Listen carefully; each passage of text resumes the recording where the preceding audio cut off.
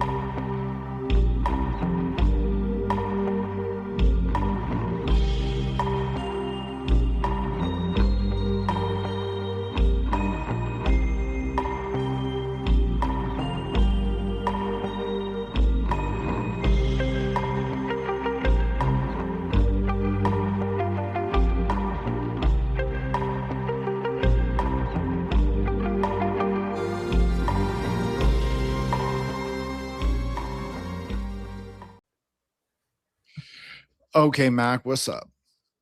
Hey, not too much. How are you? I'm quite well. I know I was a little exuberant pre-recording, but I was trying to get my energies high, raise the, chakra level. What are we discussing today? I know I proposed the movie, but I'll ask you. Yeah.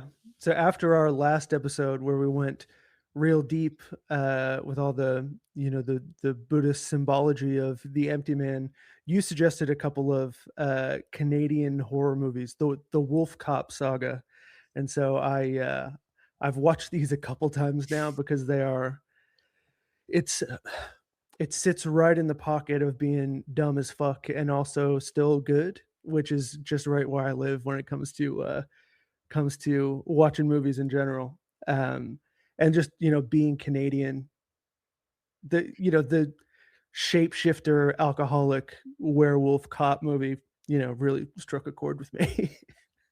I mean, this is the thing. It's like we both get that aspect of like Canadian cinema is a bit lowbrow at most of the time, like maybe 90% of the time, and that's fine. Nothing as wrong. a rule, I do not fuck with Canadian movies because I think that it's just kind of largely it's an American movie with a smaller budget and less talent. In general, that's how it seems to be. But this one had a particular flavor that I did really appreciate, and the kind of I'm hesitant to use the word campy because I think that other people talk about that in a very annoying way. But this is a very silly movie that I really ended up enjoying it. Probably the first one more than the second one, which I think we're also going to talk about. But I rewatched it at work on Friday and then immediately texted my buddy like, you got to watch this. It sucks, but it's so awesome. I mean, that is the legacy of Canadian cinema. It's like Screamers. I love that movie. Maybe we'll cover it one day from 1995 and Roy Dupuis. But which is like about killer robots that come out of the sand and bite people, eat people's faces, and etc. And then they sort of reconstruct the bodies and pretend to be them. Anyways, it's a great film, but it's another Canadian sort of like there's a lot of B/camp elements that you're definitely touching on. So I appreciate that about this. But I also want to give you the chance to plug, and I apologize. And thank you, Mac, for coming again on the show. I was hoping you would. And obviously, I did propose a couple of films to you.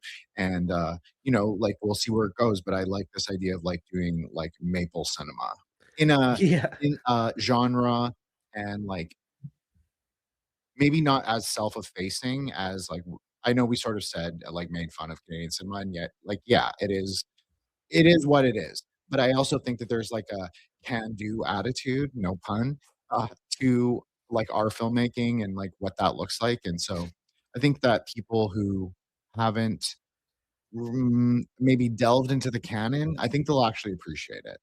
And it is horror. I think. Yeah, well, I think Canadian, and this is like a complete outsider's look at it because I'm not involved in film or anything like that. I have a buddy who's kind of in the world, but I'm not at all.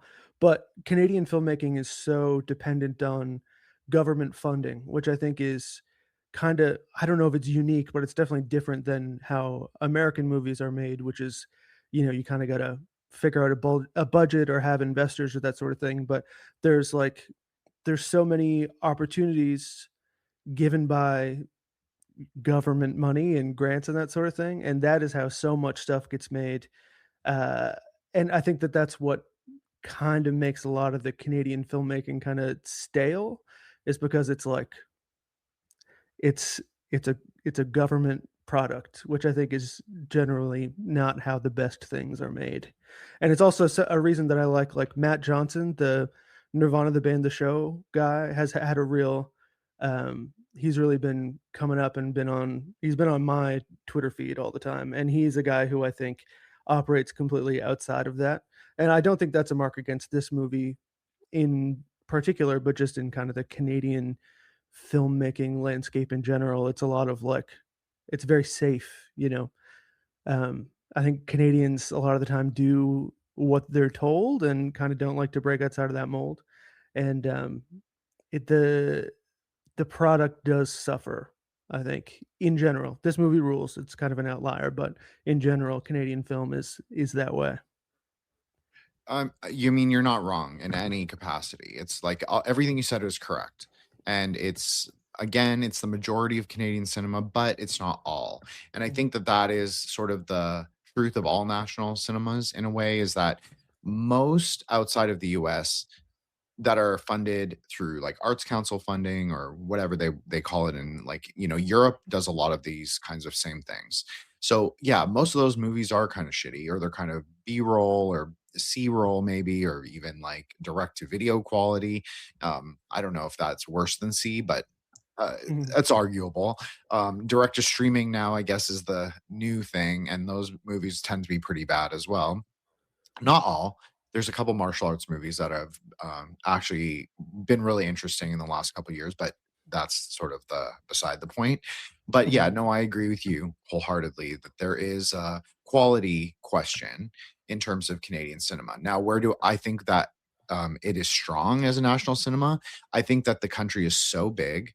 I think that regionalism is, at least for our generation, maybe we're like the last regionalists, even though I don't even live in the region that I'm from, but interesting. But yeah, I think that's a big part of it. I think there's all these regional cultures, and like Western Canada, their concerns are different, their mythologies are different, their ethnic composition. I'm talking about like settler, whatever that is. Like those people, they're all different than like where you live, Mac, and like mhm, it's different than in Vancouver. So you have this kind of it's a very syncretic kind of, as John Ross Austin said, it's a very Métis kind of place, Canada. So I tend to agree with that. I think it's like a lot of blending of ideas and mythologies, and I think that's where Canada, like Canadian cinema, is strong. And we do have a lot of good sci-fi films, like people forget, but The Cube, the original Cube, mhm. was a Canadian film, and that's obviously the sequels suck ass, but it is what it is. We didn't fund those. Just the first one, but that's a great film. All the David Cronenberg films that were filmed in, obviously, Montreal. Scanners being my absolute favorite. I know that's not the Twitter favorite, but it is Jin's Mhm, favorite. So I think that we do have like, there are standouts. I'm not saying that Wolf Cop is like the standout and is going to win like the Polaris Award for mhm, best film, but I actually think it perfectly encapsulates this kind of like, it's not punk, but there is kind of like an indie sleaze, to borrow that phrase, mhm. element to this, and it is filmed well. We'll get into this, but it's setting in the prairies makes it actually quite unique among even Canadian films. And Mhm. instantly it is situated and recognizable that you are in the prairies. So Yeah, totally. I think that most of that stuff is like just Toronto is really where anything happens film wise. Where I'm at in Halifax on the East Coast is kind of building, but it's still, very dependent on government funding. And then I think that there's some stuff happening out west in BC. I know there are a lot of like American movies and TV shows that are filmed in Vancouver and that sort of thing. So, but yeah, this is in Regina, Saskatchewan, which is definitely a different sort of landscape than any of the big metropolitan areas. Although, it's not like Regina is in the middle of nowhere or anything. I mean, it's in fucking Saskatchewan, which is its own thing. But yeah, it is kind of separate from the big film industry. I say big film industry, but it's outside of what would be considered mainstream Canadian making stuff. Well, arguably Regina is in the middle of nowhere, as you said. Yeah. It is in Saskatchewan. It is quite far north. I actually thought when it opened, but it's only because I've been to Saskatoon more times than Regina. So maybe if Mhm. I had been to Regina more, I would like have immediately seen, but it looks like all the houses there, those are all like pre-war houses, pre and post-war houses, but they built them basically for the returning veterans from World War One and World War Two, and they all look exactly like that. Like every single one, they're like very small, kind of mid-century ish, but not really. They're not modern anyway, but they're little bungalows, and they always have Ukraine. I always think of it as like because there's so many Ukrainians on the prairies, but they always have like those kind of funky colors, like very pastel or very technicolor, like slime green or turquoise Mhm. or it's like a little bit Victoriana, but they're clearly not Victorian houses. But anyways, I just think that it is unique in that way. And then also, the prairies kind of look gross, with the exception of maybe Calgary in the winter. Like, yeah, Saskatoon is not the prettiest city. Regina is definitely not the prettiest city, but like you can make a case for Edmonton. Mhm. Calgary, however, is actually relatively pretty all year round because of the foothills and the weather's not super horrendous all the time. Mhm. So, That's why you but gotta paint everything those bright garish colors is just give everybody something to look at because the prairies are not, I mean, I'm sure in the summer it's nice, but there's that joke about like, "Oh, my dog ran away. It took 3 days because it's just flat and there's nothing going on."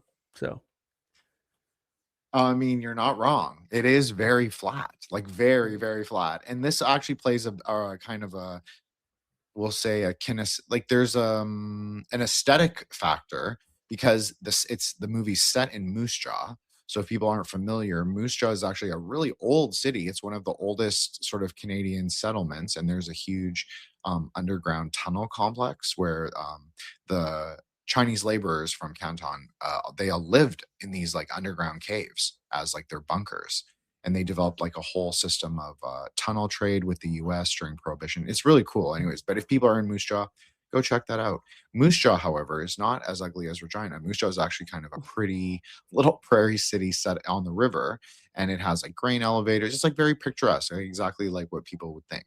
And I'm not trying to. I don't get any money from like tourism Saskatchewan or anything like that or tourism Moose Jaw, but it is actually a kind of a keynote place, and it is a very interesting setting because it is so it's like insider baseball kind of a city in Canada. It's definitely not well known. It's more of a town than a city, and it's a. I just think well, like we were saying, like you were saying, the flatlands of the prairies. Moose Jaw is actually built onto a buffalo jump, so there are like hillish parts, and in the film, you see his car sort of like race up and down the hills. So it is kind of an interesting, like geo.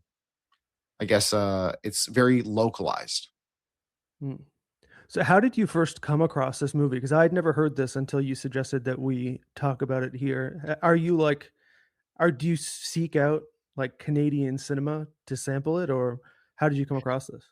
So I love indie horror.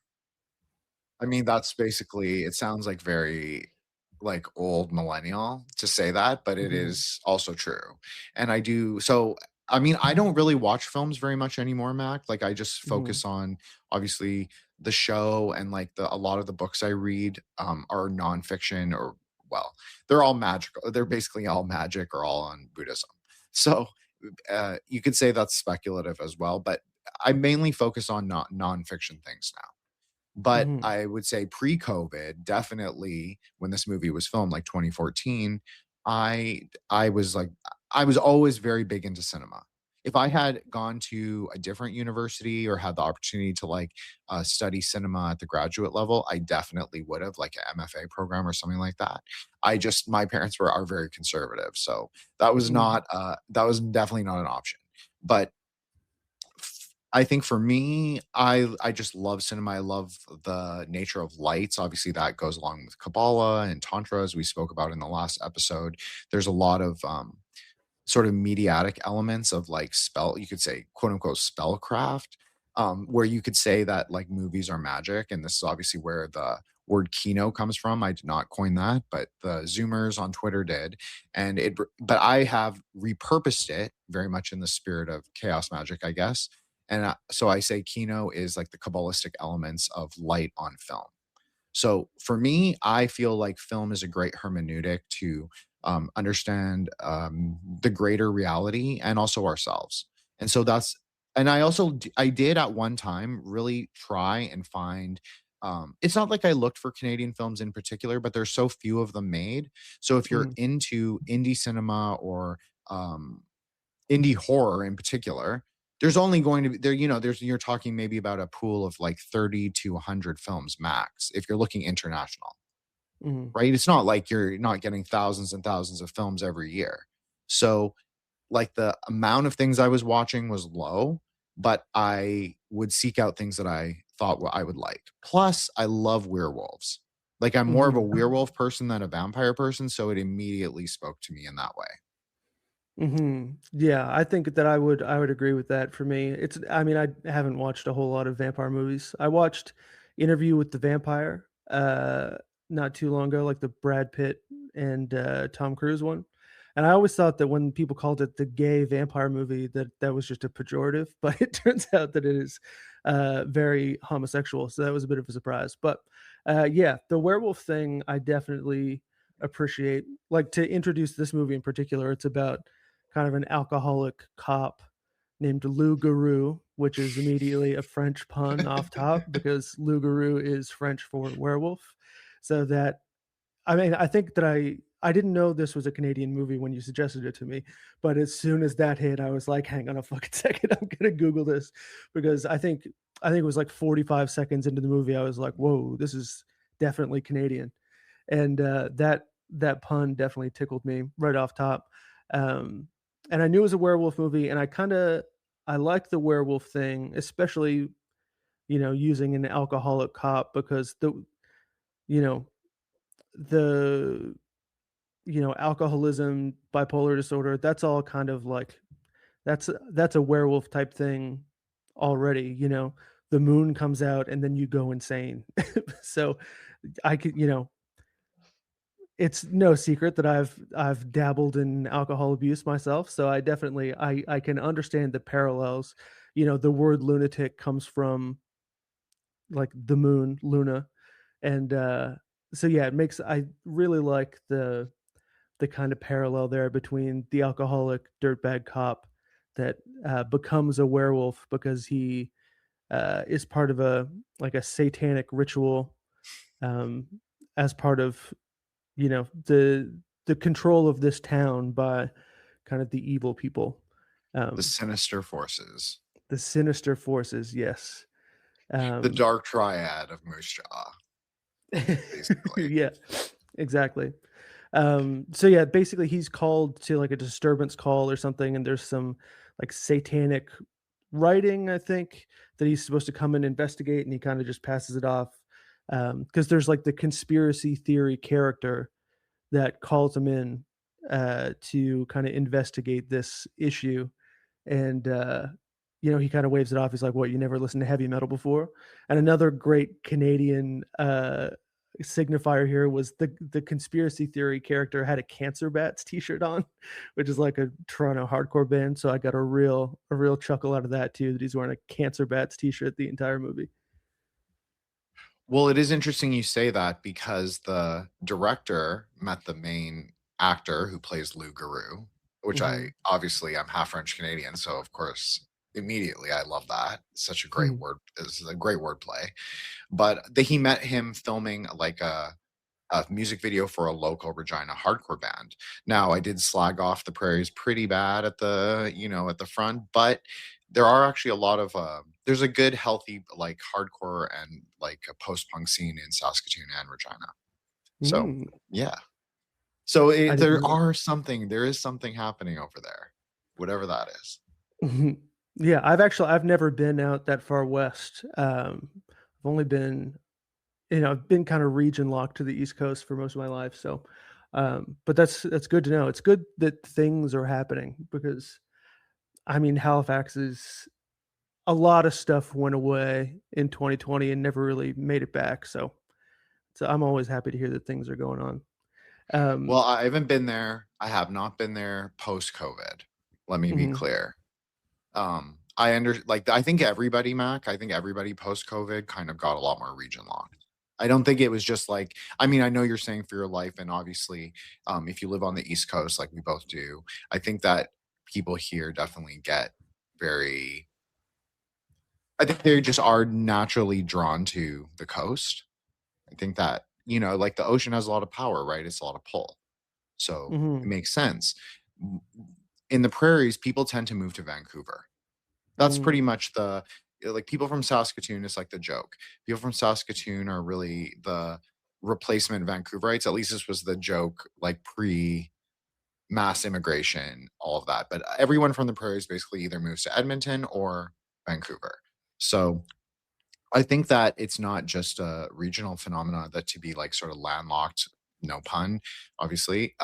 But yeah, I think post COVID, I think everybody sort of sticks to their own bubble a lot more, and I think people have lost a lot of the sort of it's not just the exploratory nature, but it's also like a lot of our connections have sort of mhm. become a lot more ephemeral. So I don't think it's anyone in particular to blame. I think it's just Yeah. kind of the nature of the world right now.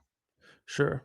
Yeah, I think in Nova Scotia where I'm at, everybody moves to Halifax like right out of high school because it's the only city really.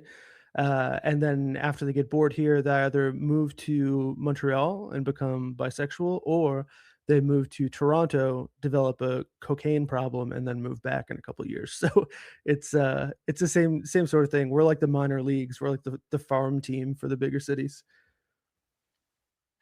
Well, that is interesting because that is kind of like the relationship between, in a way, Regina and Saskatoon, sort of like the macrocosm and the microcosm of Montreal versus v Toronto, which is the Mhm. perennial Canadian Twitter battle, right? Or sometimes Vancouver will wade into the fight and maybe you'll get some Ottawa stands.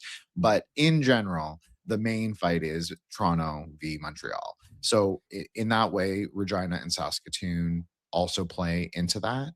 And Moosejaw, interestingly, is kind of a midway point between those two places. So it Mhm. is interesting nexus, I think, to set a satanic cult that creates ritual sacrifice victims as well as werewolves. Mhm. So where does the whole werewolf mythos fit within your worldview? I know you're a much more magical type of guy than me. Is there lore here that you can fill me in on? Absolutely. So for me, I think that this is a great question, Mac. Actually, I want to tell you that, but so Mhm, thank you. There is a rich mythos. I think that people don't really understand this, but like about a third of the people on the prairies are French Canadian. So immediately you have this, and I'm not talking about Acadian, which I do understand, like that is a regional French culture. Ethnically, they are different though. As someone mhm, who is French Canadian, I'm just going to say it is like we consider ethnically different. And we're also like French Canadians are by far, even if they're secular, they are Catholic. So that is yes. also a little different, although I know like in Cape Breton and stuff, yeah, they can be Catholic too. And there's a whole like regional Acadian culture, but it is different. So on the prairies, they're much more like recent roots to Quebec, but they might have been there for like 200 years on the prairies. So you see Mhm, a lot of French Canadian last names, and obviously you also have the Métis people. So which is really interesting because Moose Jaw is in Treaty 4. Regina is also in Treaty 4. And this is also part of traditional Métis territory. And I'm not trying to do like a land acknowledgement, but I just, because you mhm. asked the question of like, what am I informed by in terms of werewolf mythos? Well, am informed by this kind of syncretic overlap between the indigenous, which is Algonquin in that area, Cree and Ojibwe. They believe in a being called the Wendigo. So interestingly, the Wendigo mythology, I think that the director is drawing upon that in an interesting, maybe angular way in the creation of the werewolf, rather than the French story of the Loup Garou, which I'm also informed by, who is it's a lot more STD, like, transmitted, like, there is, like, a erotic element to the wolf, like you were saying with the vampires, but it's not or werewolf, but Mhm. it's not the same as it's more animalistic. It's not necessarily tied to a particular sexuality or orientation, where, yeah, vampirism definitely has that, especially with Anne Rice, because you can't really read an Anne Rice book without, those pairings, appearing. So, yeah, I think that that's 100% correct. Mhm. The I think the Wendigo mythology is about doing transgressive actions. That's how you Mhm. become a Wendigo in their mythology, like native Right. Is it mythology. like cannibalism or something? I'm only vaguely familiar with this. I know with the vampire, it's like somebody's getting sucked one way or the other, but with the Wendigo, I only know a little bit. So does it have to do with like cannibalism It and can do the with so the this is can great. So oh, sorry, I didn't mean to interrupt you, man. Nope, you're good. I was Okay, keep okay. going. No, yeah, it has to do with cannibalism, but it's also about free will choice. That's a big part of like the Wendigo mythologies. Like, okay, so we're in like 1820. We're on the prairies. It's fucking freezing. It's the winter. It's like February. All of Canada is basically like an Arctic meltdown zone, except for Vancouver during this point. Mhm. And the prairies, of course, being subarctic, are probably the worst. So you're looking at like Nunavut light conditions, and people would starve to death often in the winter, obviously, especially when the buffalo would run out, or when if they couldn't get the caribou or whatever it was. And sometimes cannibalism would happen. It's well documented in in the anthropological literature. And the taboo is that you cannot eat your family members. You can't kill to eat them. Now, is there a kind of a logic in like if somebody dies of starvation, can you eat them if you're starving? I don't know. I'm not gonna, qualify it morally in that way. But I know that a big part of becoming a Wendigo is that you have to kill someone, like very sinister in a way. You have to like select a victim, and maybe you kill them through action, like through physical action. But there's also another way, which is using sorcery. Mm. So obviously, this is not really I didn't use a great metaphor of like starving on the prairies during the winter. Ginger snaps. I feel like we have to mention ginger snaps. Have you seen that movie, Mac? I haven't, no, it's been recommended to me a lot, but I You haven't have gotten to around to watch it. it. You have to watch it. It will help inform you, and maybe we'll do an episode on it, but it will help inform you about like all of this stuff, because the if you watch the trilogy, not that the trilogy is really good, it's not really good. The best part of Ginger Snaps is definitely part 1 and part 2. But it does fill out a lot of this mythology that I'm talking about. This kind of like Mhm. mixture of like native mythologies, French mythologies. There's a lot of Scottish fur traders were on the prairies too, so you see a lot of those kind of names. I wasn't trying to just be like ethnocentric and say only French Canadians on the prairies. No, absolutely not. There's a lot of Russians and Ukrainians as well. Mhm. Historically, I'm talking historical Ukrainian communities, pre-Soviet. So you'll see Mhm. like There's also Kowalchuk. yeah, Sorry, a Mac, much go ahead. bigger no, there's also just a much bigger, indigenous population, I think, in the prairies. Yeah, It's compared to here anyway, or at least maybe culturally, they're more significant, because we don't really have a whole lot of that uh, coming through. Like Nova Scotia culture is boats, fishing, lobster, lighthouse, that sort of thing. But I think in the prairies, especially, Winnipeg is the most indigenous city in Canada, I'm pretty sure. It's also absolutely. the most crime-ridden city Yes. in Canada, which is unfortunate. So we didn't even really get to Winnipeg, but Winnipeg was a really important sort of settlement point for Canada, the Dominion of Canada, but also particularly for French Canada. Mm. So you had the British fort across the Red River, which is in now Winnipeg, and you had the French fort in St. Boniface, which is across the river on the other side. So, and then it was also a Métis trading zone. So that's exactly, that was a great point, Mac, because it really does like sort of hammer home the point that this is like we are looking like at syncretic mythologies. We don't want to like, not that either of us would do that, but you don't tie them too tightly into any epistem. It's kind of a mixture of things, and that is, you're right. Winnipeg is. I was thinking it when you were saying it. Winnipeg is called the most Indigenous city in Canada, if not the Mhm. world. Obviously, I think there's a couple cities in Peru that claim the title, but for Canada, for sure, Vancouver and Winnipeg, maybe Edmonton also. It's very visible. It's very much a part of the regional culture, and it's very much I would say it's a big sort of like subcultural element. And like you like everybody sort of is familiar with a lot of indigenous, we'll call it folkways or wisdom or like iconography. Everybody will like recognize like, oh, this is Western Canadian, like the loon. Like every Canadian knows like like can picture in their minds.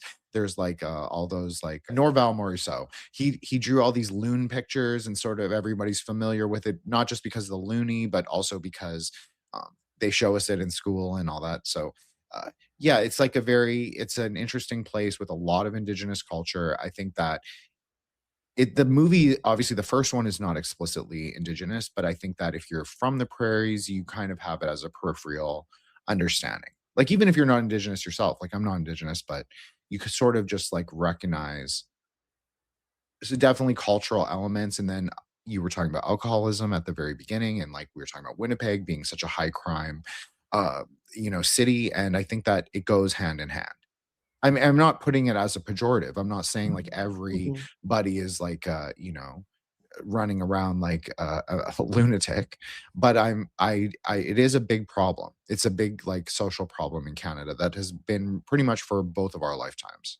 Mhm. Yeah, and where I think, the Wendigo thing, you said that there's a certain amount of personal choice in terms of how you get there. I think the werewolf stories that I've, heard, or even this one, like in this movie, is it's something that happens to you, like you become this sort of otherworldly creature through some sort of intervention on behalf of another person.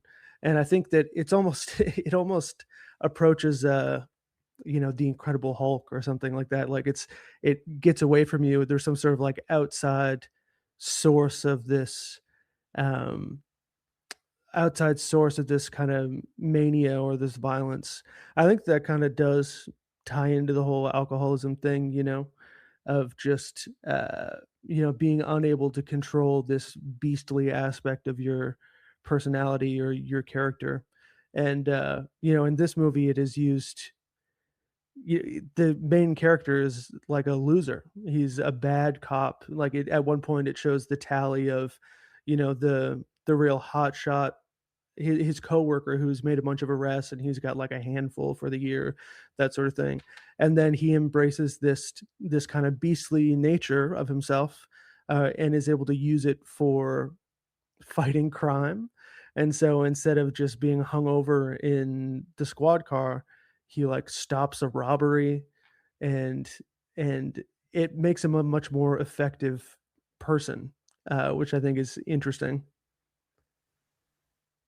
Well, I like that you said all that because what I like about him, and I wanted to say this, is for the any American listeners, we are not talking about like RCMP.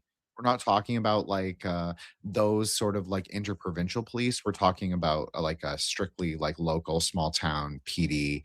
Um, I guess you could liken it to a sheriff's department. I wonder. I Mhm. should have looked this up, but I wonder if even if it might be more akin to that because they do have that in certain places. It really depends on your jurisdiction, but yeah, he is a loser cop.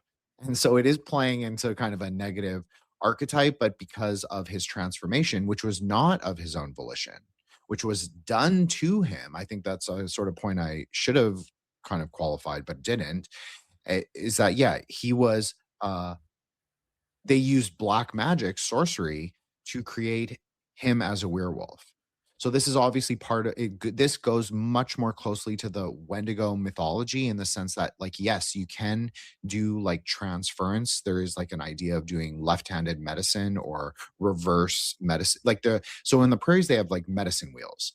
I'm sure that they do have this in the Maritimes as well, but I'll just speak to what I'm familiar with. So they have medicine wheels. So just like with Western esotericism, there's a right-handed way, so clockwise, and then there's a left-handed way to use the medicine wheel. So the left-handed way to use the medicine wheel is, as I said, you can use it for negative, sinister purposes, as in to, murk someone in your family, because that is the sort of taboo thing for Wendigo mythology. But you can also create other Wendigo or create the conditions for other Wendigo to appear. So you have like you build your kind of kinship or you build like a little clan of like werewolf Wendigos, I guess. And so that can also be part of it too. But I think that it's also drawing from the French mythology of the Loup Garou because, as you said, it's not of his own will. So it's Mhm. done to him, and he has to learn to integrate, to use a very Jungian term, I'm sorry, but he has to learn to integrate these kinds of things, and it actually improves him as a person, which is maybe one of the most interesting parts of the whole film is that he sort of becomes a superhero in a way Mhm. because of becoming a werewolf. Yeah, yeah, and I mean, I'd imagine it's yeah, it is kind of an extension of the bad parts of him, I think, and not to keep hammering the fucking alcoholism thing, but that's definitely what resonated with me on the rewatch here was that it is kind of an extension of the same behaviors, I think, and the same things that you know, an alcoholic cop in his downtime is kind of embracing becomes it's his weakness as a human and then his kind of strength as a werewolf, and that was interesting to me. So yeah, basically they turn him into this werewolf, this kind of satanic group. I don't know if you see who is involved, but you kind of get the idea that there are a couple. This is like during a mayoral race, and so at the same time that he gets turned into a werewolf, then the the hopeful candidate to dethrone the new mayor is also found dead in the woods, and it's he's got bite marks on his neck, so you can kind of assume that it's a werewolf slaying, and that become he ends up investigating the murder afterwards, after he wakes up with the pentagram carved into his chest during the ritual. Yeah, that was really interesting where he's looking in the mirror and his hair is growing out really fast and he's trying to shave and he's not a bad looking guy. Like I'm just saying, Mhm. but He's he very actually wolfish, he's very even as a yeah, man. yes, he is very wolfish even as a man, very Lupin. And Mhm. so interestingly, he actually improves. Like you could say he's looks maxing after his transformation. He looks thinner. His facial hair, like it kind of makes him look more masculine, less like a alcoholic. Like I mean, I'm not saying there's a look for an alcoholic, but he doesn't look so down at heels. He definitely looks like Mhm. more. He's like handsome or whatever the kids say. So yeah, I think that it's interesting, and I think that because of his alcoholism, and I'm not trying to hammer that point either, but he is so quote unquote bipolar, meaning that he rides the polarities of extremes in his own personal life, and maybe he uses alcohol to temper that. Mhm. Maybe that is also what gives him sort of will over his werewolf state, is because he's actually used to the kind of extremes of animalistic or impulsive behavior or nature, which is not Mhm. wrong. Everybody has that to a degree, right? So Mhm. I think because of it, he's able to sort of temper the werewolf nature and sort of like bring it in back into at least a place of logic, if maybe not logic is the wrong word, but into a place of like where he's not eating everybody. Mhm. Yeah, that's a good point. He's got kinda like a tolerance built up, because the after he, discovers the pentagram carved into his chest, he's investigating the death of this mayoral candidate. He ends up going to a bar and flirting with the big-titted bartender, and she's, like, trying to shut the bar down so they can, like, go off and hook up or whatever, and then there are the gang members in the bar that, you kinda get the impression are tied in with this whole situation somehow, and starts a bar fight. He goes into the bathroom because he needs to throw up, and the gang members follow him in, and they're hassling him, and then he does his transformation into the werewolf, and he just tears these guys apart. Um, and they are using practical effects. I do think that the werewolf transformation looks pretty cool, which that's a really easy way to fuck up kind of a creature feature, is to make all the make all the CGI effects look like shit. But this was practical, and it's it's yucky in a pleasing way. And then ends up having to investigate that murder at the bar, I believe. And yeah, it has to hang on, I'm looking at the I'm looking at the thing again. So yeah, they have to investigate the deaths at the bar, and then there's also like he stops the robbery later on, and he's seen as a wolf. He ends up at some point he's with the conspiracy theorist character, and he just decides to trick out the police cruiser. He like after he kills these guys in the botched robbery attempt or whatever, there's just a auto shop next door, and so you have him putting on the welding goggles and like sticking fins on his cruiser and that sort of thing. It's all very silly. It's very camp. We can say that Mhm. word. It's okay. It's okay, Mac. It's a safe space. Mhm. But I did wanna I actually think I don't know, you can disagree with me, and that's totally fine, like, obviously, I'd never take offense to it, but Mhm. I do think the bar bathroom sequence, not to be weird or gross, but I actually think it's interesting because one of the first, werewolf films that sort of is in Western consciousness or, like, North American consciousness is Mhm. American Werewolf in London, Mhm. which has a very sexual we'll say a sexual orientation question. It's very homoerotic, that film. Mhm. And so I wonder if this sort of weird sequence, not weird, but there is kind of like you're a bunch of guys going to meet like another guy in the bathroom. There is kind of something weird about that. So and then but he kills them. So it's not Mhm. erotic at all, actually. It's actually violence. It's kind of like this um extra eroticity. It's like higher than eroticism. It's like obviously bloodshed. So that would make sense. So I do think this kind of an anti werewolf film in some ways. And I think the camp element that you laid out in him in the auto body shop, I think that plays into that perfectly. He is integrating the werewolf nature rather than fighting against it. Like some unfortunate werewolf victims who then become werewolves themselves. The films are spent like in this kind of personal like drama of them sort of being like, who am I? Why are these like dead people or dead animals like appearing when I wake up naked in the forest? This is not that kind of film, really. It Mhm. is much more of like he's like, I'm a badass and I'm gonna kick ass. Mhm. Yep, for sure. For sure. And so yeah, basically I think what happens is they're trying to kind of like figure out the werewolf thing. So him and the conspiracy theorist character, and the I think that the other like the lady cop, his coworker, is kind of in on it too. So basically they have him behind bars in the jail at the police station, and the hot bartender comes in, and they end up sleeping together, um, in his werewolf form because she thinks that that's really cool. And then it turns out that she drugs him, and she is like like a reptilian shapeshifter, and morphs into the the existing mayor. And then you discover that this shadowy cabal that's got this whole plan. The same people that turned him into a werewolf are the ones who are controlling the town. And so it's like the police chief, the mayor, um, and the gang leader as well, who's like supposed to be running. He's got a teardrop tattoo, that kind of a vibe. So they drug him and they take him to they take him out into the middle of the field that they're supposed to do another sort of ritual to him. I can't remember what the point of the ritual is, but they're supposed to sacrifice him during the eclipse, I believe.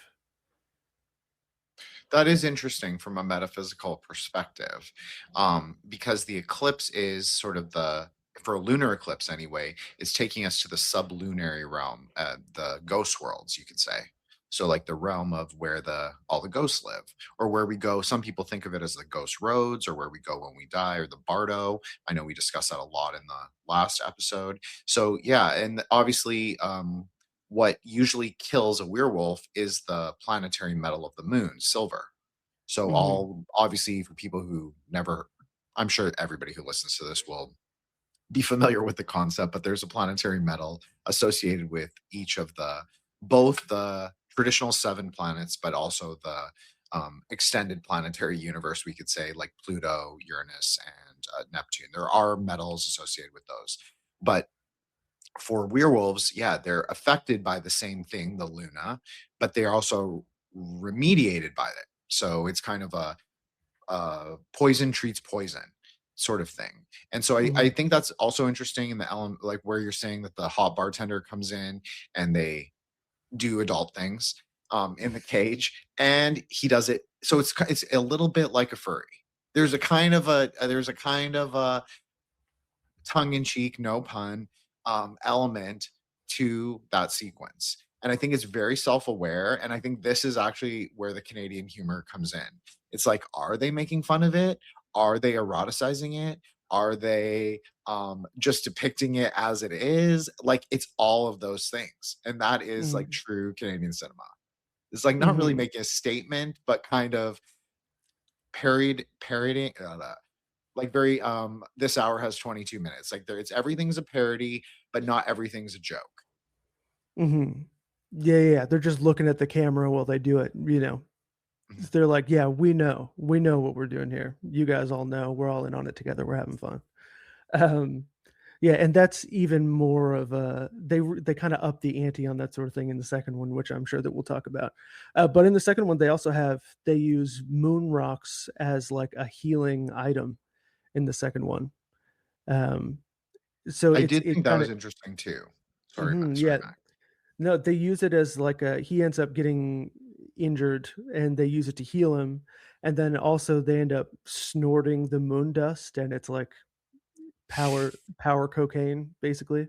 Yeah, Um, Very funny, very crystal funny. millennium meth. Yeah. Like, Sailor Moon, like her kingdom's called the Crystal Millennium Kingdom, right? Mhm. She lives on the moon, so like obviously the crystals cut up. It's like it's very, I don't know. I was trying to make a pun. I don't know if it was successful, but yeah, there's something really interesting about that from a Kabbalistic perspective, because in like esoteric Judaism, well, the kind that I study anyway, they they talk about the rock of Jah, so the sort of mind. This is a metaphor for like the mind of God is in Hashem. So basically, it's at the moon. So, like, the moon is reflective of our own minds. That's basically what the metaphor is. But Mm, God is also found in the reflection, but we have to understand what that is. So, it's kind of to use like a specifically like a rock, and how the moon is traditionally associated with the mind and that sublunary element and the werewolf, and sort of like giving him a psychoactive boost. A lot of psychoactives are ruled by, well, we won't get into this, but there's a sort of a dragon planet that's hidden. It's called Rahu Ketu. mm, So he rules actually all psychoactive and entheogenic drugs. That's how it's kind of considered in a planetary correspondence way. Rahu is more of the prepared drugs, but Ketu is the psychoactive substances. Like if you've ever taken like peyote or DMT, I'm not telling anyone to do that, or mushrooms or anything like that. That is actually ruled by a planet called Ketu. But that you can also say it's equivalent to the moon. It's not quite the same thing, but there's a deep interrelationship. So sorry, Mac, I didn't mean to sort of derail, but I think it's an interesting sort of planetary connection. mhm. Yeah, no, and I was unemployed for a little bit in 2023, and I did mushrooms a lot, so I'm familiar with this particular planet, I suppose. Um But yeah, so this is like the final showdown of the movie. They're supposed to sacrifice him so that they can like continue to rule this town as kind of this cabal of reptilian shapeshifters. And it turns out that the best friend conspiracy theorist character is one of them, which was, did make me sad, that reveal, because he's the comic relief character. So I was a big fan. But yeah, the big showdown at the end, the cool lady cop has like a sniper rifle and takes out Willie, who's the conspiracy theorist character, and they do battle, and the day is saved. Basically, they defeat the reptilian shapeshifters, and then the werewolf the werewolf guy goes to get a beer right after everything is done. But yeah, I think that they even say that he is more powerful than their previous victims because he's an alcoholic and he's steeled himself against their influence by getting fucked up all the time. Well, there is no sort of more ubiquitous psychoactive drug than obviously alcohol. So it does make sense to the discussion of the planet and how he relates to being a werewolf and how he's better integrating those sort of elements. There's also I know all the Americans are gonna be mad at us or mad at me specifically, but I'm going to say this. There is really nothing more Canadiana than going to the bar and drinking a beer after work. It really is the quintessential sort of pre 2020, we'll call it like Canadian identity. If you want to like distill it to an essence, it is beer and Yeah, that having culture. somewhere between 4 and 25 beers after work. Yeah, it's very Canadian. And like anecdotally, when I have taken psychogenic mushrooms, then I would always have this kind of ties into the mechanism of the movie, but I would always buy a case of beer in case I started to like ascend too far.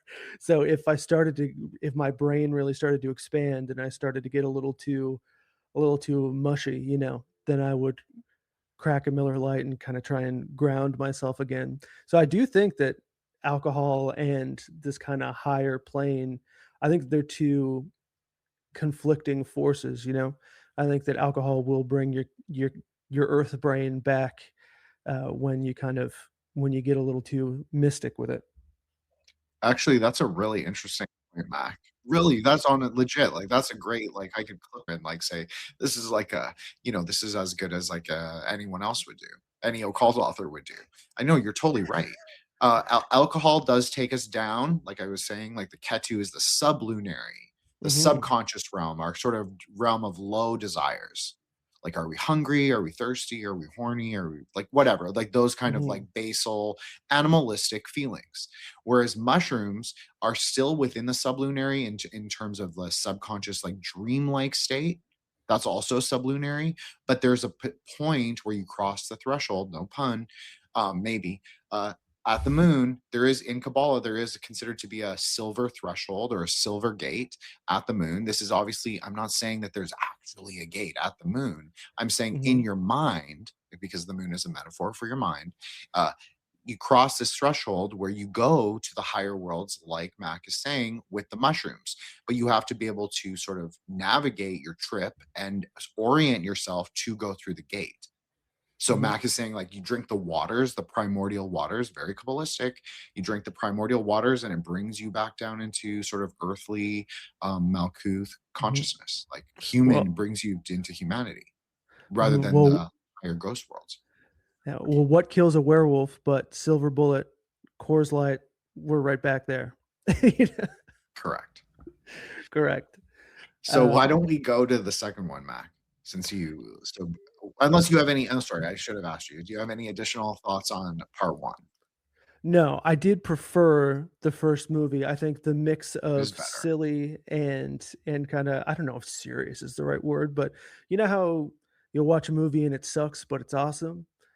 This movie sucks and is awesome, but is also pretty good, and so I really like that kinda mix. Um, yeah, I feel like the balance in the first movie is more my thing. The second movie is much sillier. Kevin Smith is in it as the mayor. And they also hang werewolf dong in like the opening scene, I'm pretty sure. So it's, Mhm. you understand that it's much more much sillier than the first one. But I did still enjoy it. It's about so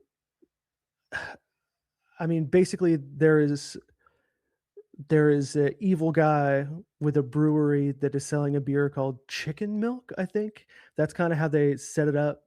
Yeah, it's a wealthy businessman is reopening the old brewery under the name Dark Star, under which he creates a trendy chicken milk flavored beer. So, is there some significance to Dark Star as a name other than it just being, kind of spooky sounding? Well, interestingly that you asked that, Mac, because that dragon planet, or it's two planets, but it's in Buddhism we consider it one planet. Okay, so I don't want Mhm, to like melt people's minds with the Kabbalah or anything, or or like Buddhist planetary ideas. But basically, that dragon planet is a black sun or a dark star, and mhm, he is depicted as as he's considered to be as black as space, but space isn't really black. So it's sometimes it's likened to what's called hessonite or obsidian. Like you live in the Maritimes, Mac. You know how all of NS and NB, it's all like volcanic cones, and you mhm, can like go look for obsidian on the mhm, certain there are places that you can very easily. Like there's tons of it. It's the same thing. It's like when you put a lighter behind those obsidian pieces, what color can you see from the other side of the glass? Well, usually you can't really see a color, but maybe in the darkest night, you could see like a sickly dark orange color, like mhm, almost the flame color, but it's a little distorted through the black glass.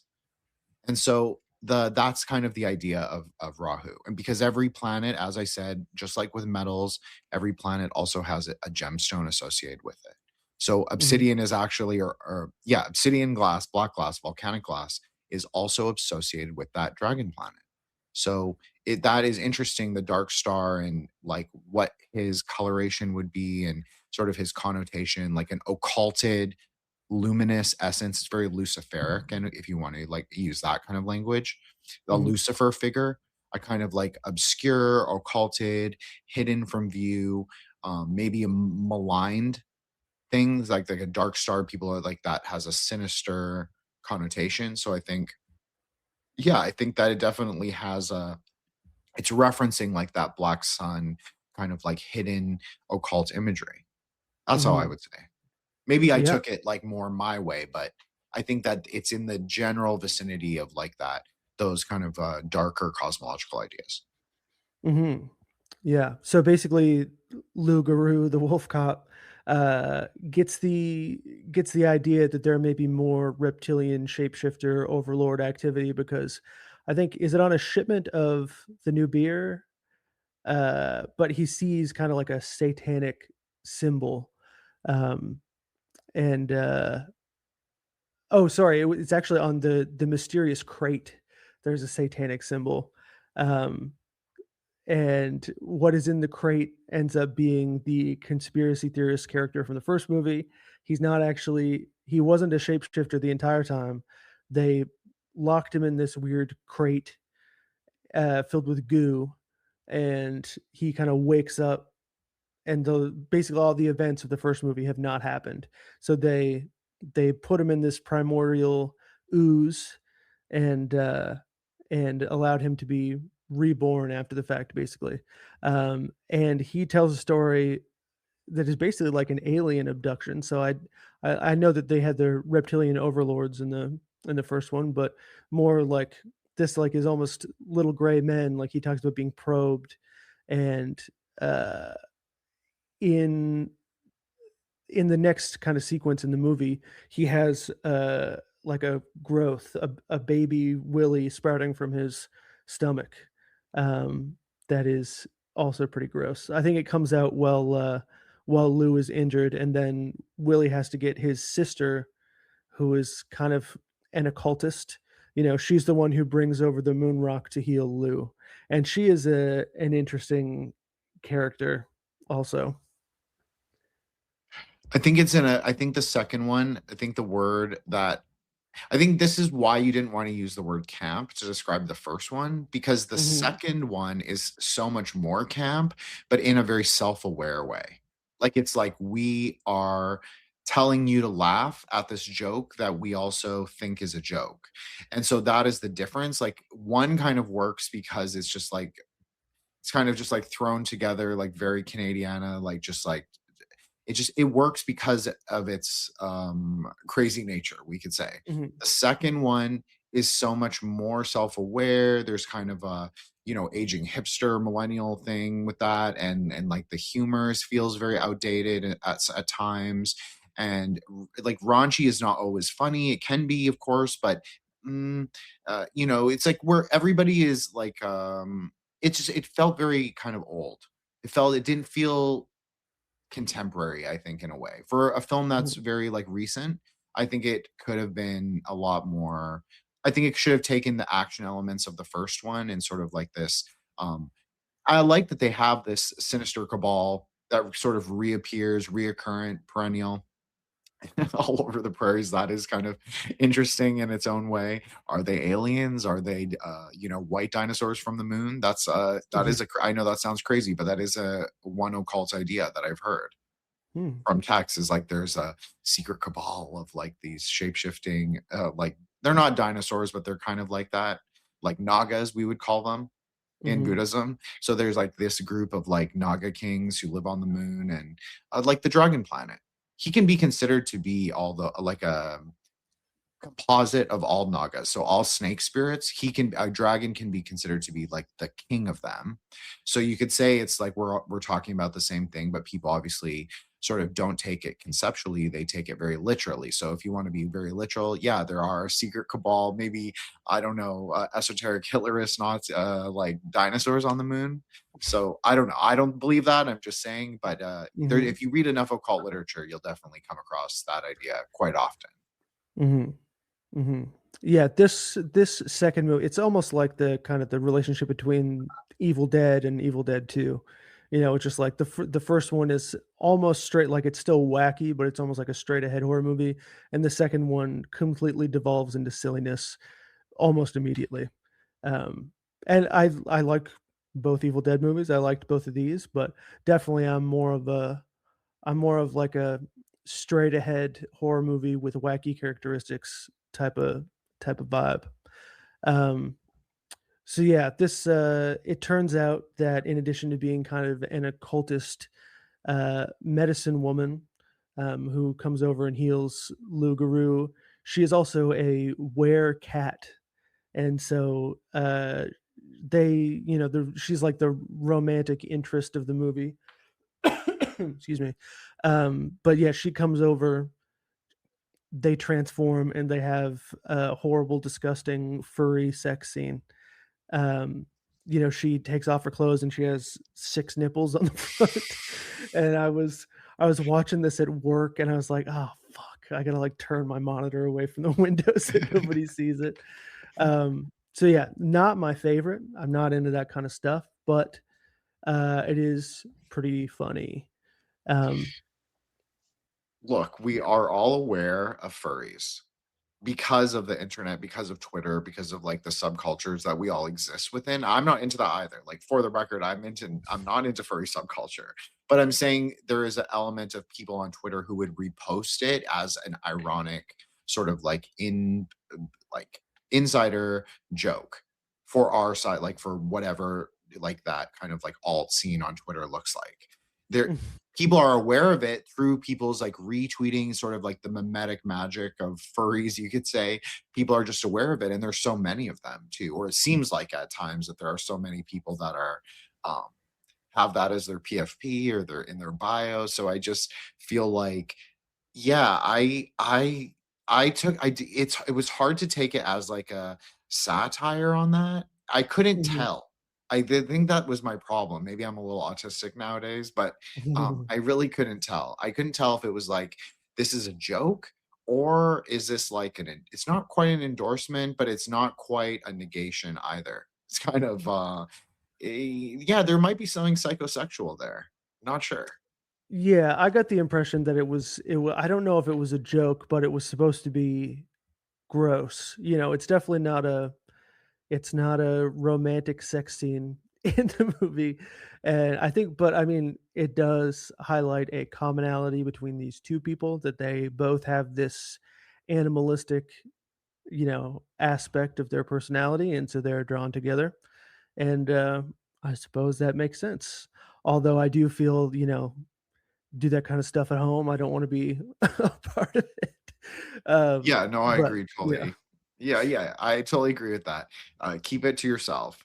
Hmm. The reason I bring it up is just because it is, we live in a highly, we're like very porn. Everybody's very like, what do they call it? Goon brained, coon brained, whatever. Hmm. So yeah, I feel like that. It's just like there's a public awareness, a consensus reality awareness that these things happen. So I think any depictions in cinema, it's like every war movie is, even if a movie is anti-war, it's still a pro-war movie because there's a Hmm. way that it's stylized and aesthetic and sort of captures this like what we would hope is a beautiful like set of images with sound and color and light and spoken word and people and characters, all that. So Hmm. it's like that. It's like if you capture something like that, even if it's gross, it's still there's a cinema of the transgressive about it, is what I'm trying to say. Hmm. Sure. Yeah, I get that. And, thematically, it does make sense, especially when you compare it with the first movie, like his animalistic nature, like the reason that he was able to control it is because he was so used to it as an alcoholic. And now he meets somebody who has this same aspect, So I get it. I get it. Makes sense. But I think that there was definitely a gross out sort of um that was one of the big draws to that. So yeah. Uh but yeah, it does introduce the moon rock as kind of a mystical object that they use for power. Um and then it ends up that this new brewery, the Dark Star Brewery, is, I think they're like the sponsor of a hockey game or something. They end up at an arena, and you find out that when they play this high pitched noise, it causes those little, the baby reptoid alien thing to burst out of everybody's chest like alien, or out of their stomachs, I guess. And that's the big reason that the Dark Star Brewery is wrapped up in this whole um, reptilian cabal. It's basically their way to breed, and so they end up having to go to a hockey game and kind of sneak in. The wolf cop is dressed up as the goalie, and they have fights on ice, which also is just so incredibly Canadian, which I did really appreciate. Even though I'm not a hockey guy, culturally I appreciate it.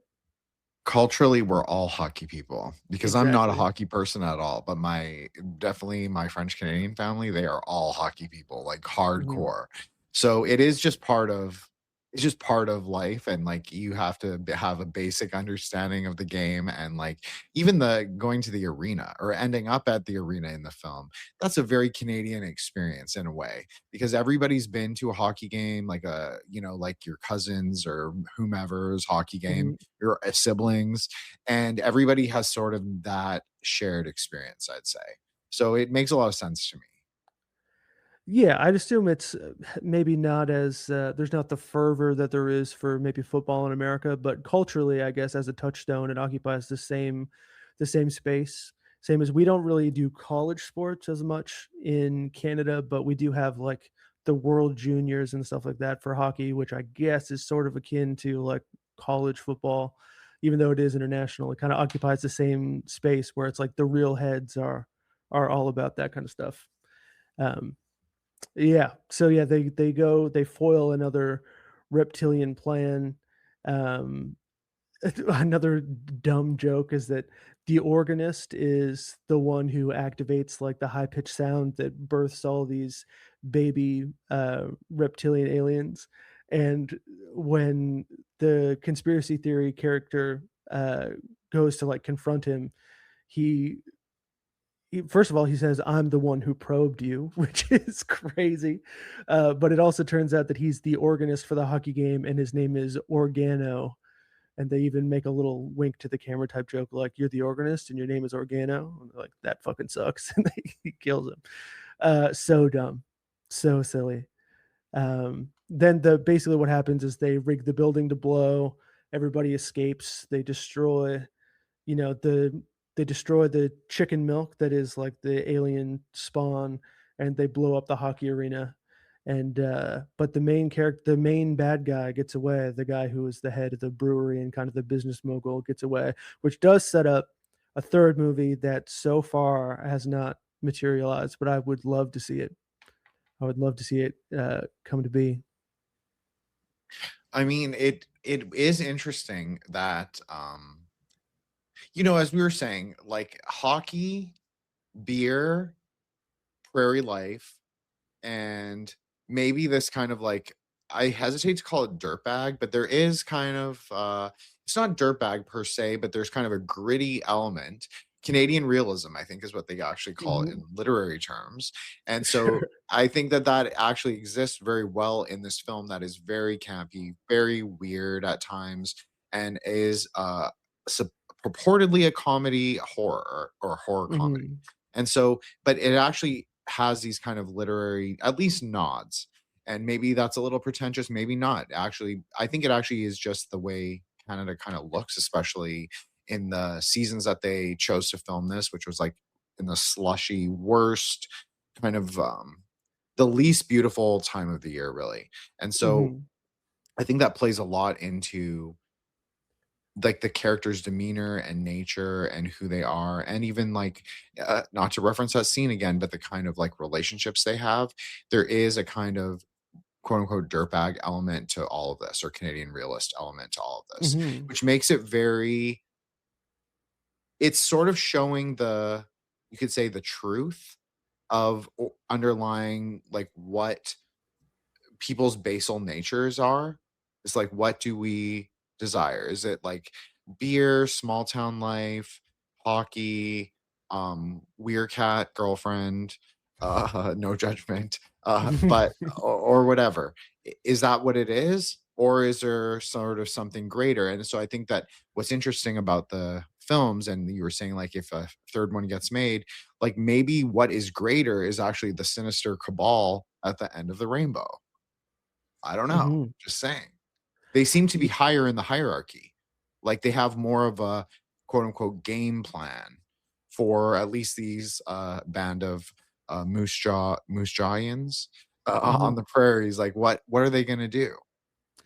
Yeah, because they go from, the first one is just taking over the municipal government, which is basically, you know, not it's n th that's not a lot of power to wield. So they go from, like, being the mayor and the chief of police and, like, the guy who owns the video rental store or whatever to, kinda big industry, a brewery. I mean, at least in Halifax, that's like one of our biggest exports is alcohol. So yeah, there is kind of a transition there. I wonder what that would be in the third movie. I guess the federal government. Because I was actually thinking when you talked about the Canadian realism, I would I would put that as, in terms of cultural products, some like Trailer Park Boys or Letterkenny or Fubar is another like good like indie Canadian movie that kind of is, the dirtbag Canadian. But there are two kind of like parallel cultural identities, I think, in Canada. And one is that like the Canadian realism of like, poor people, like poor white people for the most part who like, you know, blue collar alcoholic, you know, out for a rip type of guys, that you would see in kind of Trailer Park Boys or Letterkenny or something like that. But then there is like the metropolitan, like multicultural, everybody is nice all the time and racism is bad type of Canadian identity that kind of prides itself, like, I think one of the primary characteristics of that identity is not being American, is being, like, counter to American identity, and I mean, that was always a part of growing up here for sure, was, like, Americans are stupid, which I don't really subscribe to. I think Americans are cool. I like freedom and liberty and all that stuff. I like that Um too. Freedom and liberty. This is a freedom and liberty. show for sure. And I am very pro America. Like, not Mhm. like I'm not like I don't have like a political opinions like very strongly either way. Like, I don't even have them about Canada. Like, Mhm. we're a mess. So like, what is there to say? Yeah. Um, right. But I So, but would I'm like to just, see these reptilian overlords be the ones who, paint the gay crosswalks and stuff. I think that that would be I a mean, fun that would angle. be, I mean, they would have to, right? They would Yeah. have to. They wouldn't. It could not be, because if they're like looking to maintain the status quo, then like that's what they would do. They would maintain like the sort of like sinister liberalism of right now, which is Mhm. like basically everywhere, no matter, whatever party is in power wherever you are. So I'm sorry, Mac. I am not a maritime supremacist. I have never I seen understand. Trailer Park Boys. I Mhm. know this is like a grave sin. I totally get it, but I have seen Letterkenny. So obviously I am Right. familiar, and obviously I am, as I always say, I'm half French Canadian, so I do have a degree of experience with sort of rural Quebecois yahoos, which are Mhm. also I'm related to. So I just mean that although I am more of the archetype that you mentioned, the kind of multicultural, I don't believe racism is bad, for the record. I actually think it's funny most of the time. But Sure. right, we have to laugh at it. Like, what else can you do? Like, I'm not gonna scold anyone. I'm not gonna bring anyone to the longhouse. Like, people can speak how they want to speak. And Mhm. so, I do fit more of that, except for that, I do fit more of Mhm. that archetype, just the way because that's how I grew up, right? But and I Well, yin agree and with yang, there's a piece of each in the other, so that's you. alright. That makes Right. sense. I mean, maybe that's not real, but that's when I see the symbol, that's what I think. No, absolutely. But I do think it's interesting, like, do the reptiles become like based like libertarians? Are they based conservatives? Are they just like sinister liberalism? Like, what does Wolf Cop taking Ottawa look like? Like, I do think that's an interesting question. Mhm. Well, I Like, know what what I would want it to look like, but I also understand, like we said to open, that this movie would be largely funded by the liberal Canadian government. So I don't think we could go full like Maple MAGA with it, but a guy can dream. Well, it is kind of interesting. Maybe you could say that maybe just speculatively, the third film could be about the sort of satanic overlords actually being the good guys. That is kind of carrying, I mean, yes, I did call it like very self-aware in like a kind of uncomfortable way, but you could say it is kind of like a awareness of conspiracy culture. I know on the last show you were on, you brought up Dave McGowan. I think that that's Mhm, a kind of interesting element to both of the films, because a lot of people, I'm not saying Dave McGowan doesn't believe in the occult, but I think a lot of people, as we discussed, who read Dave McGowan do not believe in the occult. Like, they are very much like magic is not real. It is like a mhm, government psyop. That is all it is. And but this movie obviously takes a very pro supernaturalist sort of approach, because he is a werewolf and he uses his supernatural powers to defeat quote unquote evil, or the evil mhm, reptoids. mhm. The other way I could see it going is if they go real internal with it, and then kind of the climax is whether Loup Garou chooses to, completely embrace his bestial character, or if he decides to, get rid of it altogether. As if we think about, the lycanthropy as, you know, fucking bipolar behavior or alcoholism, that sort of thing eventually comes to a head as well. So I wonder how, it could end up being that the reptilian overlords are inconsequential at the end, and it is all just an internal battle for our hero, and in whether he decides to, you know embrace it, embrace that nature, or go full human. Sorry, Mag, I muted myself. That's But no, okay. I think that's a great point, because I like okay, so for me, in the terms of the 2.5 years I've been doing the show and going on other people's shows, like occult shows specifically, Hmm. and like more, it's not like I don't consider myself like necessarily an occultist, like I'm just a tantric Buddhist, but as we've discussed several times now, that is magic. It's just like not exactly like Western esoteric magic, like the esoteric systems that exist in the West, but it is very similar. Like I can understand them even if they can't understand me. So I I think I would embrace more of that Luciferian spirit personally, and maybe this is Hmm. a good, like, point to, like, turn it back on you, like, what you would choose. I would personally embrace the Loup Garou nature. I would be, like, Mm. full werewolf. I would be like, "I'm cool with it." But maybe that is just me being an edgelord, I don't know. But Mac, what do you think? Well, I like to think that I would. I mean, I'm off the sauce right now, so I guess maybe that's an indicator, is that I would like to think that I would, you know, get rid of that bestial aspect of my personality, but that could be a real cliffhanger to end on, is that, you see he's totally given up the powers of the werewolf, but then at the end you see him, you know, drinking a bottle of whiskey in the squad car. And then it's like, so you can never actually get rid of it. You can only ever really try. But would also be real fun to see him sitting in like a Lunatics Anonymous meeting. So Well, you see, they should pay you. The director should listen to this episode, hear that, and then be like, "Yeah, we're gonna add that because that's a great element." The Lunatics Anonymous, I like that a lot. I could yeah. see it too in like a basement of some Catholic church in Moosejaw because most people are Catholic out there, and yeah, I could totally see it. L.A., Hmm. right? Hmm. I like it. Elanon. Um, but yeah, that was great. Thank you, Max. So okay, so both films. 1 Hmm. and 2, what would you give your rating of, like, I don't know, you could say 5 stars is the max and 0 is obviously the least. But, Yeah. give them a scale rating, and, I'll follow up, and we'll do an average after. Yeah. I would say I mean yeah, this is embarrassing to admit, but I am a letterboxed user, and so I gave Wolf Cop 4 to 5 stars. I think I gave another Wolf Cop 3.5.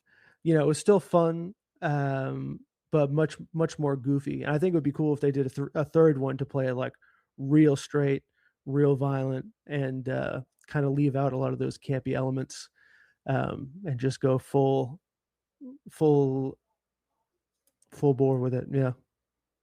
I agree. I totally agree. I'm ready. I'm ready. Like, bring a sinister, but he's an anti-hero, but he's still a good guy. Like, he's not a Mhm. good guy, but he is, like, still on the side of humanity, even if he himself is not human. So Mhm. I agree, bring that. Bring a, werewolf serial killer, small town cop, drunk, all the things, like, bring him and, like, let's go. Let's see what Mhm. happens. Let's bring him into a bigger city. Let's bring him into Regina and see what happens. I Mhm. don't know, maybe, Saskatoon, maybe Edmonton, maybe Ottawa, who knows? Um, Halifax, Nova Scotia. that Let's would be go. cool. I mean, Halifax is very, like, Halifax proper is really beautiful, so you could, at least, near the water. So Mhm. you could absolutely do something interesting. You could absolutely do like a mid-sized city creature feature in Halifax. That could be really cool. Or you could do, like, far north, send him to Iqaluit or something, and then there's another creature at night that's threatening his domain, and it has to be, a real battle. That would There's so be many cool. options. Yeah, you could do a Well, 30 maybe Days you of should be a Night filmmaker, Wolf man. Cop. No, I don't have the patience. I don't have the patience for that. But Well, you're quite creative because well, I appreciate that. all the ideas that you storyboarded just there were great, I think. Thank you. So if any Canada Film Board people are listening, hire Mac for your soundtracks. Put him on the Yes, roster. that I Um, could do. I'd be better okay. at that, I think. Well, or hire us both. That would be great. I'll take I'll take some of that Canada Arts Grant money for sure to You make would a be a film. great like consultant on something like this. Like just uh, all the real world magic elements that you could connect. I mean, the Empty Man. When we talked about that, it was clear that they had some sort of know-how about how these things work within the literature, I guess. And I think that you could be a real source of knowledge for somebody who wanted to get things right.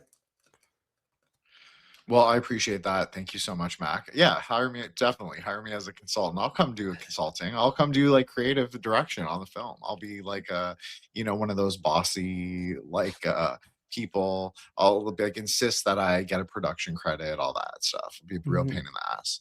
But no, yeah, I think I agree with you. I think that that's a really fair rating, and I think that I'll mimic you or mirror you, Matt, and just Mhm. say yeah, I agree with those letterbox reviews. And if they make a third, yeah, do something really interesting with it. Do something really fucking cool. Don't allow yourself to like die in the sequel, as they say in horror movies, right? That's very meta Mhm. horror, but the sequel always struggles. I think this is true for most. Although I do like Scream 2, I'm not gonna lie. I know that's not everybody's favorite, but I actually like Scream 2 because I think it breaks a lot of the genre conventions that Scream, the original Scream, set up for itself. So Mhm. yeah, I think that go meta horror, go ultra violent, go like very sinister black magic, but like anti-hero werewolf cop. I think that's very 2026. I'm ready Mhm. for it. Yeah, we need to get this guy's email and just send him a link to this. So that thank you, Mac. I really appreciate it, and please plug yourself. I know that you kind of appear and reappear on X when you want to, but definitely plug your Spotify and like your music stuff, of course, and I'll include it all in the show notes as I did. And I also want to say you did do a really great intro, and I wouldn't have used anyone else's intro because I really love my intro, but Mhm. I really liked your intro, so I appreciated that you took the time to do that for the show. Thank you so Yeah, much. absolutely.